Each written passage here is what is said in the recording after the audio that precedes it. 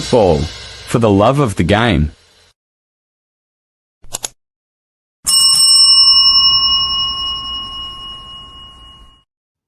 Hello, welcome to our AFCON Daily Show. This is day 8 now.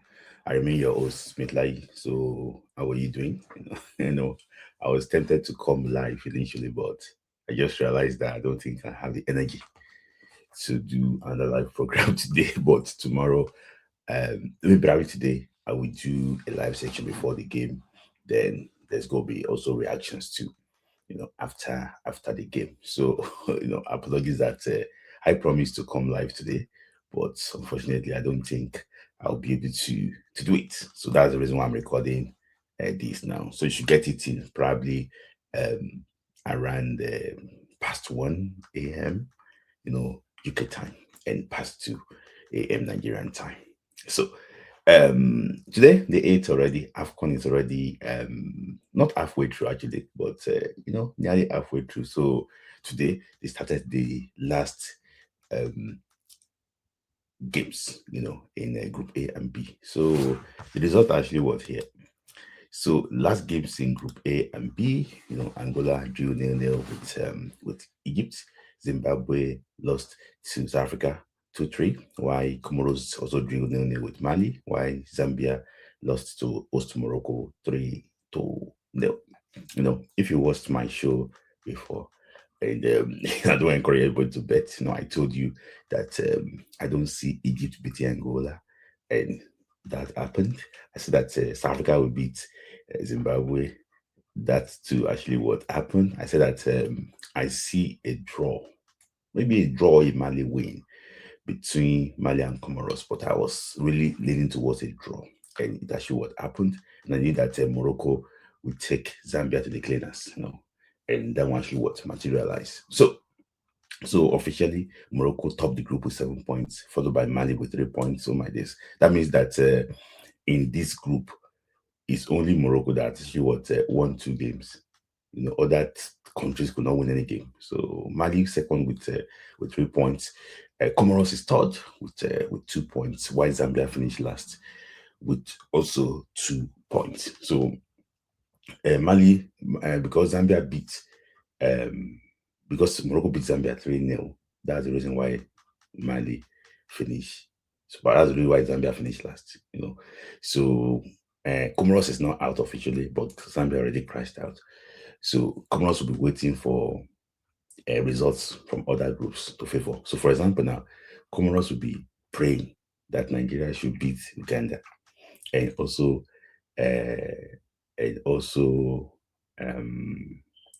Tunisia should beat Tanzania. So, if Tunisia beat Tanzania, Nigeria beats Uganda, automatically Angola qualifies. So that means that they will now be waiting for one more result to actually to favor them. So it's a very, very tricky thing. Let's see exactly how things actually go. But based on today's result now, because Comoros finished third in Group A, if they qualify, they might be Nigerians' likely opponents in the second round. So, but I don't see them qualify. I just think that other groups will be able to get 3 points and qualify. So, and that is actually that's the results for today's game. So let me just go back to talk about the game. So Angola, I didn't really focus on the Angola game. I was watching South Africa against Zimbabwe. But in South Africa game against Zimbabwe, I just realized that Zimbabwe opened up, and that game made me to doubt South Africa slightly. I'm tempted not to judge them because they're playing against their local rivals. When you play against a local rival, you cannot really measure your strength against your local rival because the games is always filled with emotions, filled with too much energy. So the two teams are always motivated to play each other. So I wasn't really actually, I won't judge them based on that. But if I'm to judge them, I wasn't impressed with the South Africa was defending. They defended, in the game today. I was like, I've never seen Ugobu side defend that way. Maybe probably because they are playing, in Gezina and actually Mbekazi, they actually inexperienced at this level. I know Ngizina has been playing for the national team for a while, but Mbukasi is still new. So I was just slightly worried that, they are not this Africa that I used to, that I know from last AFCON. Maybe they can get to the second year in this second round. Time will actually will tell. But congrats to them, they actually would qualify. Zimbabwe narrowly drew that game. If Zimbabwe draw that game, I don't know, maybe I'm not even sure that Zimbabwe did not even know exactly what they needed. Because I realized that a draw would have been enough for them. A draw would have been enough for them because a 2-2 draw at that time would take Zimbabwe above Angola. Why are they going for the third goal? At least secure your 2-2 draw. But unfortunately, they threw the whole thing away. So, and it was in fact, the goals that Zimbabwe scored was actually, the goals that South Africa actually scored, like a gift, the penalty by the most experienced player in that team, and Nakamba. What are you doing? And also Lunga and Washington Arubi's, mistake that led to like Foster's goal like this. But not a bad game. The 5-goal thriller, after 5-goal thriller is not a bad game at all. So I also watched Comoros against Mali, with one eye on Zimbabwe, on Zambia against Morocco. The one of the worst game of this AFCON is Comoros against Mali. The two of them lacked attacking power. They don't have, like, the game was played in the midfield. Zambia can open up the low block formed by Comoros.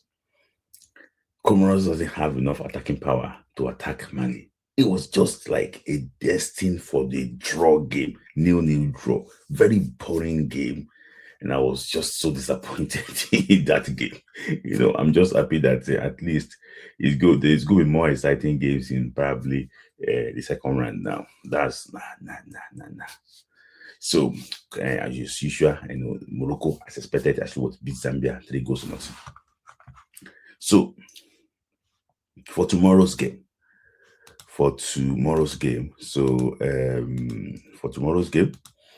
Nigeria will actually Tunisia will play against Tanzania. So Tunisia will need a draw. At least a draw to secure their place in the second round. A win will automatically take them there. So, a win will secure second spot. Nigeria too, nothing to play for. A draw will secure, a draw will make Nigeria unbeaten in the group. A win is going to be 100% record, while probably a loss to Nigeria will still top the group. So Nigeria is already going to finish first here. So it's going to be 4 p.m. Nigerian time. Benin against Nigeria too. So Benin won their last game against against Botswana. So now they need a draw in this game. So if you look at this group already, group D, you will realize that Comoros doesn't have a chance because Senegal, Botswana, and DR Congo already on 4 points. In fact, even with the way things are now, Benin Republic have qualified for the second round because we have Angola and Comoros on 2 points. So Benin Republic already on 3 points. So Benin Republic have qualified for the second round. The Dundee maybe cannot be first or second. That is it. So this type of group, 3 of them, Benin Republic, Senegal, and DR Congo already through to the second round. So Uganda, even Tunisia is through to the second round, but it's just for them to secure second place. That's all. So it's going to be very interesting game for me. Benin and Senegal will be fighting for top spots. I think DR Congo will be Botswana too. So it's just tomorrow's game is most like a dead rubber game because most of the teams already know their fate. So it's good. We're going to watch the game too and come back to actually to review all the games. So shout out to happy birthday to Nigeria striker Victor Osimhen. Actually was he's now 27 years of age. He's growing.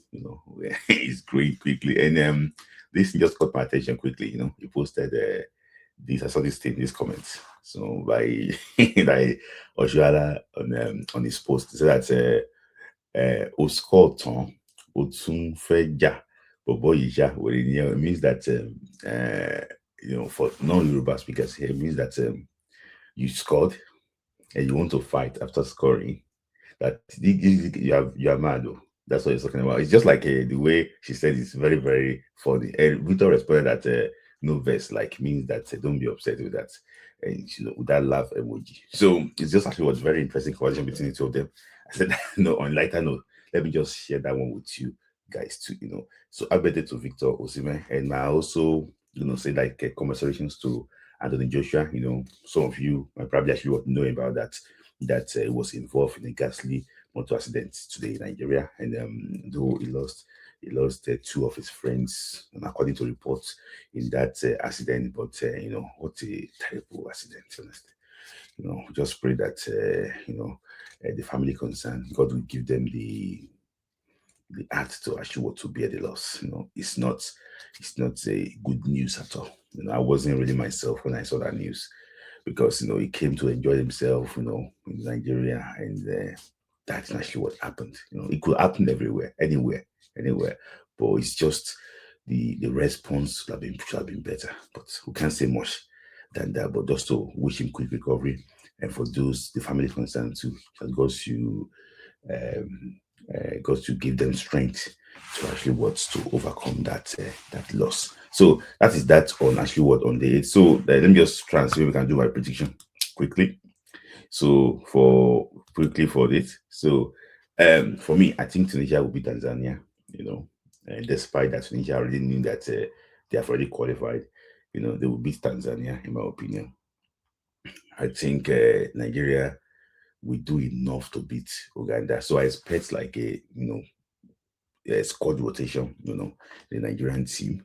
I expect maybe probably players like Francis should call me, Ryan Alebiosu should call me, maybe try, because this is like a competition.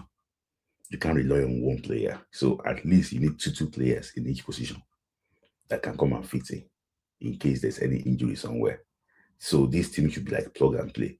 If there's something that this team have shown, is that there's no plug and play in this team.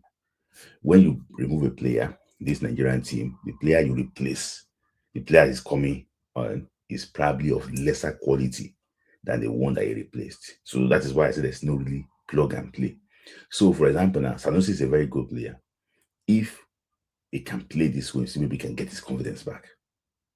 Good. Alebiosu too, in case Osai Samuel actually got injured, somebody can actually come in for Osai Samuel. In the midfield too, I think this is now the time for us to now see Rafael Onyedika and see maybe probably can actually interpret that in the role very well. I'll be looking forward to see Francis Rafael Onyedika and Ebenezer Kinsomiro at some time in the game.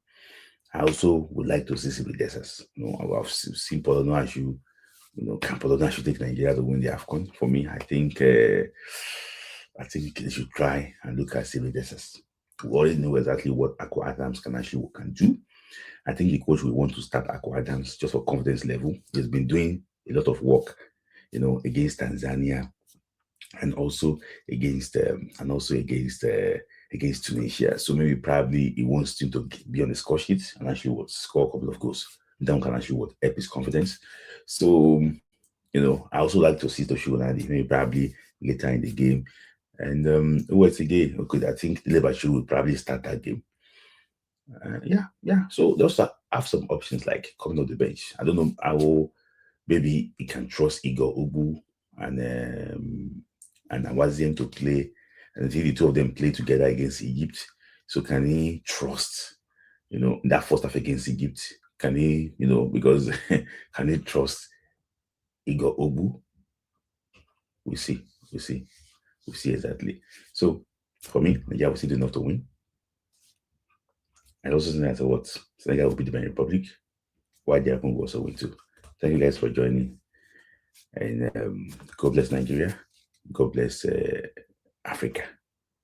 I will see you again tomorrow. Thank you.